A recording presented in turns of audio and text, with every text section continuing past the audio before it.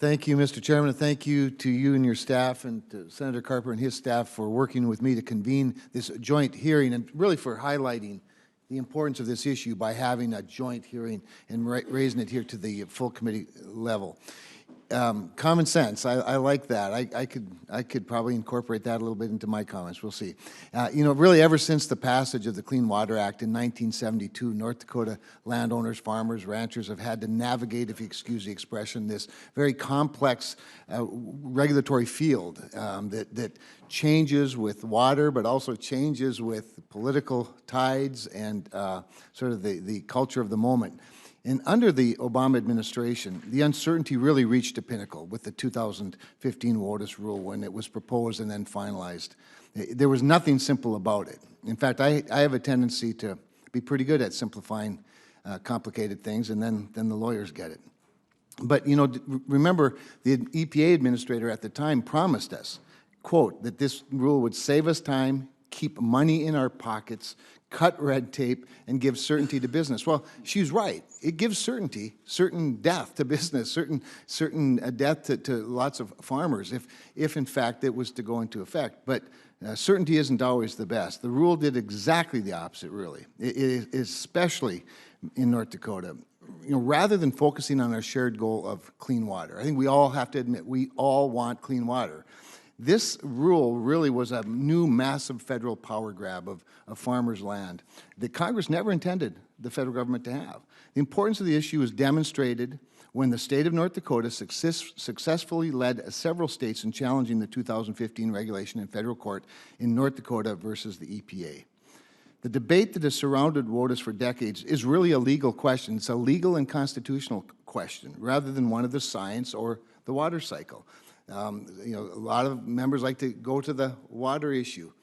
I want to stick with the Constitution and the legal issue. This is a legal question. It's important to note, again, that we all share the common goal of clean water. In fact, North Dakota farmers, as well as farmers all around the country, know better than anybody. They're the stewards of their own land and water. They have the most to gain by keeping it clean and the most to lose by ruining it. It's very serious and it's very personal to them.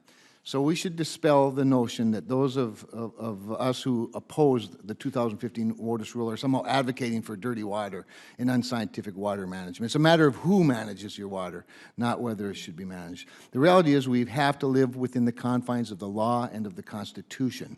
In 2001, and again in 2005, the Supreme Court ruled that the federal agencies went too far when they tried to claim regulatory authority over wetlands and non-navigable waters that had no significant connection to interstate commerce. In both cases, the Supreme Court made clear that the federal government has limited jurisdiction under the Clean Water Act. Now, you know, Commissioner Goring knows this about us, about me, and where we all live.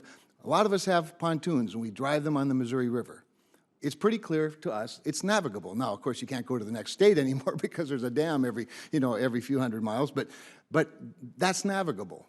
But I can't put it on my uncle's slough and get to the Missouri River. I can only stay on my uncle's slough. It's not complicated. Interstate commerce requires the movement of, you know, let's say North Dakota grain on the Mississippi River. We understand that to be navigable. We understand that to be interstate commerce. When it gets more complex than that, that's when my brain starts hurting. When the Obama administration released the rule in 2015, a federal district court in North Dakota granted a preliminary injunction blocking implementation of the rule in 13 states. The chairman referenced that as part of a group of rules or lawsuits. After the 2019 proposal was released, outside groups like Ducks Unlimited expressed opposition, citing supposed scientific evidence. And to quote them specifically, they said that the proposed rule will leave geographically isolated wetlands without protection. Now, there's two problems with that statement. First of all, it makes my argument. Isolated is not navigable. Isolated is the very definition that opposes the idea of navigable. And second of all, it ignores that the federal government's not the only protector of water in the country. In fact, that the Constitution gives the primary responsibility of that to states. So with all due respect, it's incorrect and it's not a very sound legal argument. The key question is what the legal constraints are established under the law. And so I'll submit the rest of my opening statement for the record and spare you the rest of it. But I do want to, if I could, Mr. Chairman, without objection, place into the record some of the documents, the comments that were presented by North Dakota Farm Groups and our Attorney General Wayne Stinson. Without objection. And with that, I'll look forward to the question. Thank